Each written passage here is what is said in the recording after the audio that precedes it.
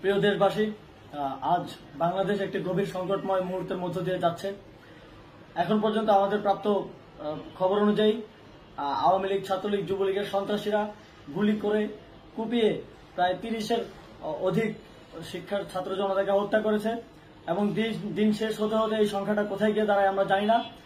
এরই প্রেক্ষিতে আমরা একটি সিদ্ধান্ত নিয়েছি, আমাদের একটি জরুরি সিদ্ধান্ত মোতাবেক আমাদের যে 6 তারিখের যে লং মার্চ টু ঢাকা কর্মসূচি ছিল সেটাকে আমরা একদিন এগিয়ে নিয়ে এসেছি। অর্থাৎ আগামীকাল 5ই অগস্ট সারা দেশের মুক্তিকামী জনতাকে ঢাকার উদ্দেশ্যে রওনা হওয়ার জন্য আমরা আহ্বান জানাচ্ছি। যারা পারবেন, যাদের পক্ষে সম্ভব হবে, আজ রাতেই আপনারা ঢাকার উদ্দেশ্যে রওনা হয়ে যান। আমরা আগামীকাল সারা দেশের মুক্তিকামী জনতাকে ঢাকায় আসার আহ্বান জানাচ্ছি।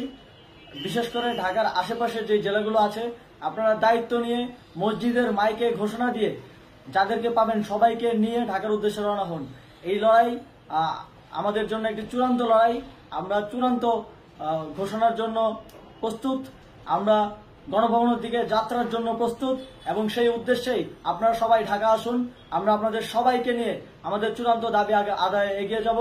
আমি জানি না সমন্বয়করা আজকে রাতে বেঁচে থাকতে পারবে কিনা, কিন্তু আপনাদের উপর আমরা এই দায়িত্ব দিচ্ছি। আপনারা সবাই নিজ দায়িত্বে ঢাকায় আসবেন আগামীকাল এবং পরশু পরিস্থিতি বিবেচনা করে পরশু গণভবনের দিকে 4 দিক থেকে আমরা রওনা হব। আমরা খুব আতঙ্কের সাথে লক্ষ্য করছি যে ছাত্রলীগ, যুবলীগ এবং আওয়ামী লীগের গুন্ডারা পুলিশের অস্ত্র দিয়ে পর্যন্ত সাধারণ জনগণের উপর হামলা করছে। কিন্তু একটি সুখের খবর হচ্ছে, সারা দেশের বিভিন্ন স্থানে সেনাবাহিনী ছাত্র জনতার পক্ষে দাঁড়িয়েছে। আবার কিছু কিছু জায়গায় যেমন মিরপুর ও মোহাম্মদপুরে সেনাবাহিনী ছাত্র জনতার বিপক্ষে দাঁড়িয়ে গুলি চালাচ্ছে। আমরা সেনাবাহিনীর প্রতি আহ্বান জানাতে চাই, আপনারা এদেশের নাগরিক এবং আপনারা এদেশের নিরাপত্তার দায়িত্বে আছেন, এদেশের জনগণের যানবাহনের নিরাপত্তার দায়িত্বে আছেন। আপনারা দেশের পক্ষে এবং দেশের জনগণের জন্য কাজ করবেন।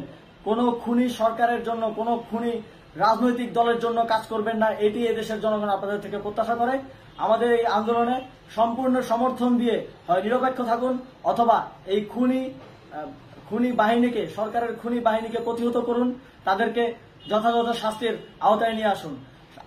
যেই কারফিউ সরকারের পক্ষ থেকে ঘোষণা করা হয়েছে, আমরা স্পষ্টভাবে বলতে চাই, সেনাবাহিনী এই ধরনের কোনো কারফিউ বাস্তবায়নের জন্য মাঠে না নামে।